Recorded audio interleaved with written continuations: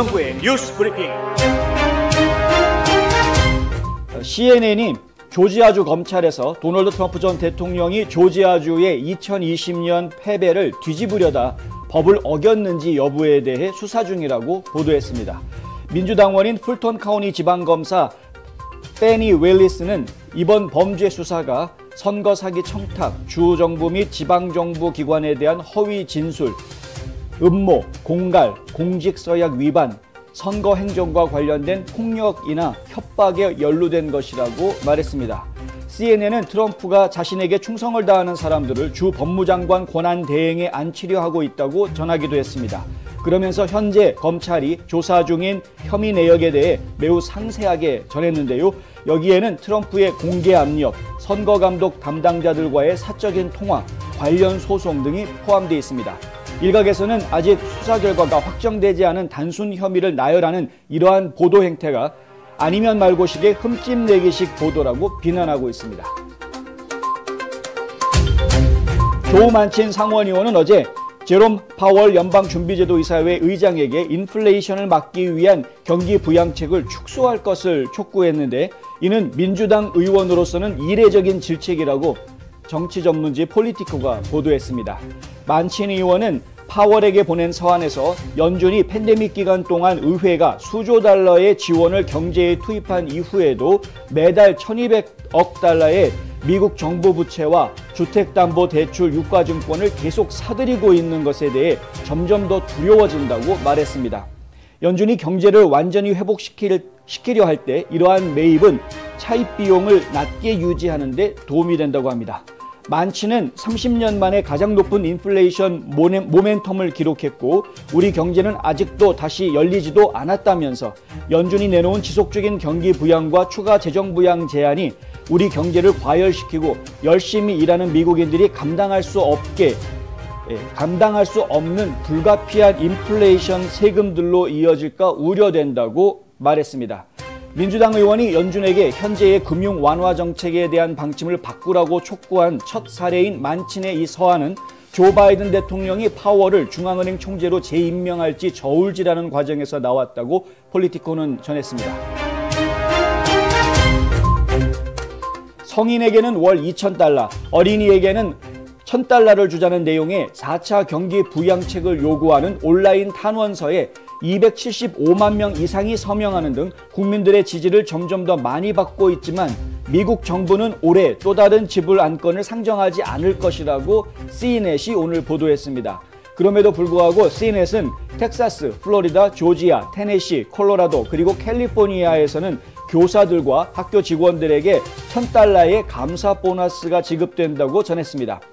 다른 몇몇 주에서도 이와 유사한 기금을 승인할 것으로 알려졌는데, 이 자금은 올해 초 의회에서 인준한 아메리칸 레스큐 플랜의 일부분으로 주정부와 지방정부에 배정된 3,500억 달러 보조금에서 지급하는 것입니다.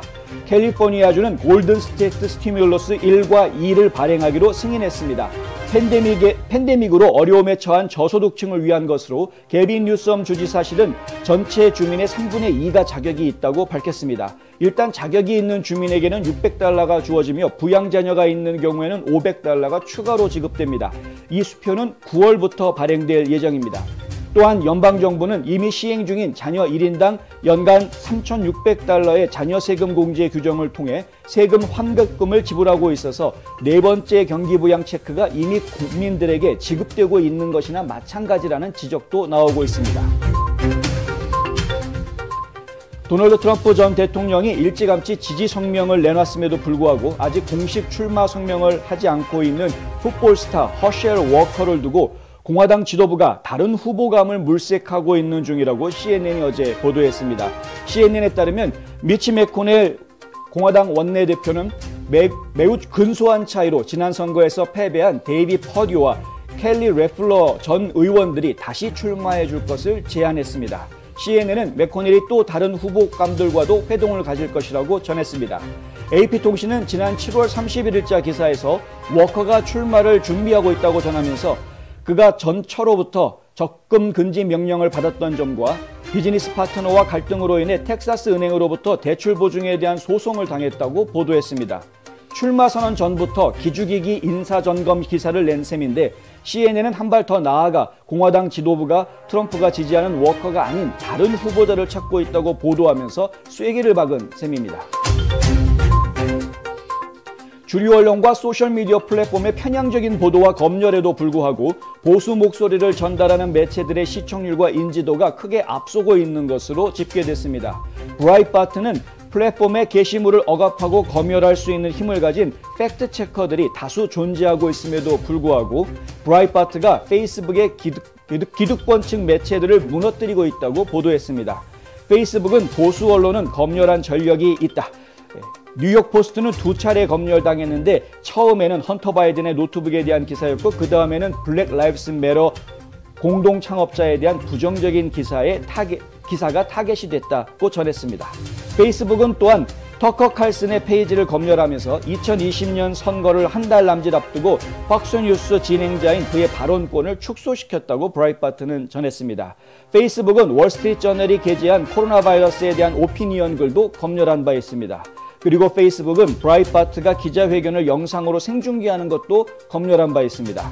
이러한 명백한 편견에도 불구하고 지난 3개월 동안 페이스북의 공식 브라이트바트 뉴스 페이지는 거의 4천만 건에 달하는 상호작용을 불러일으켰는데 이는 뉴욕타임즈, 워싱턴 포스트, 로스앤젤레스 타임스, 허핑턴 포스트를 합친 것보다 더 많은 수치라고 이 뉴스 매체는 보도했습니다. CNN이 코로나19 백신 접종을 하지 않고 회사에 출근한 직원 3명을 정책 위반으로 해고했다고 AP통신이 오늘 보도했습니다. 제프 저커 CNN 사장은 직원들에게 보낸 메모에서 사무실이나 다른 직원들과 접촉할 경우 백신은 필수라고 강조했습니다.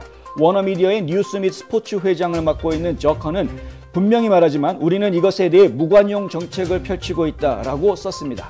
CNN은 해고에 대한 자세한 내용이나 직원들의 소재지는 밝히지 않았습니다. CNN 메모는 또한 오는 9월 7일로 예정됐던 전체 사무실 복귀가 최소한 10월 초에서 중순으로 연기될 것이라고 밝혔습니다.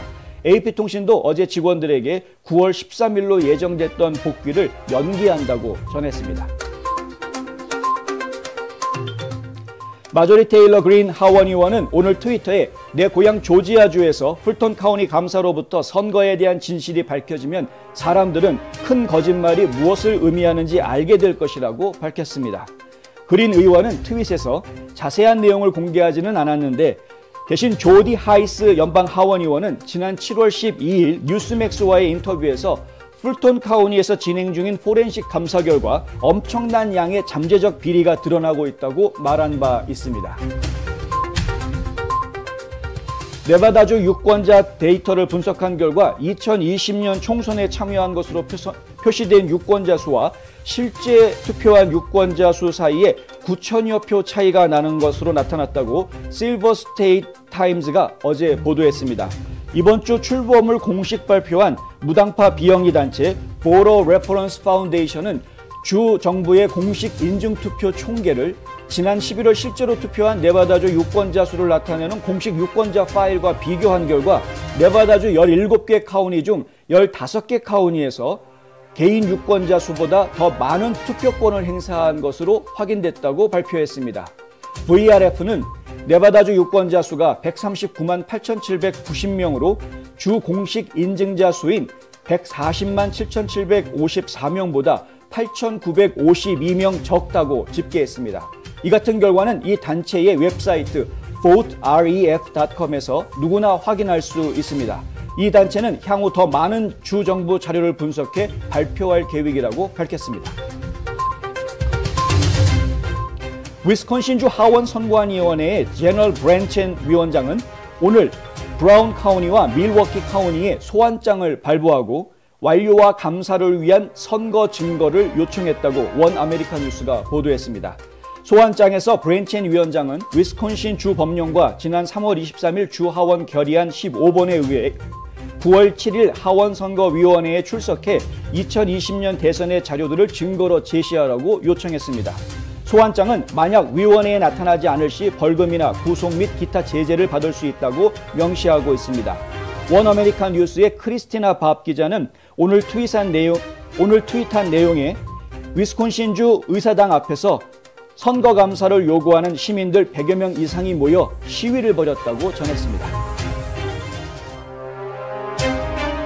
9.11 테러로 사망한 희생자 가족 등 약 1,800여 명은 조 바이든 대통령에게 서한을 보내 사우디아라비아 관료들과 가해자들 사이의 연관성을 보여주는 것으로 추정되는 연방정부 소유의 증거를 기밀 해제해달라고 요청했습니다.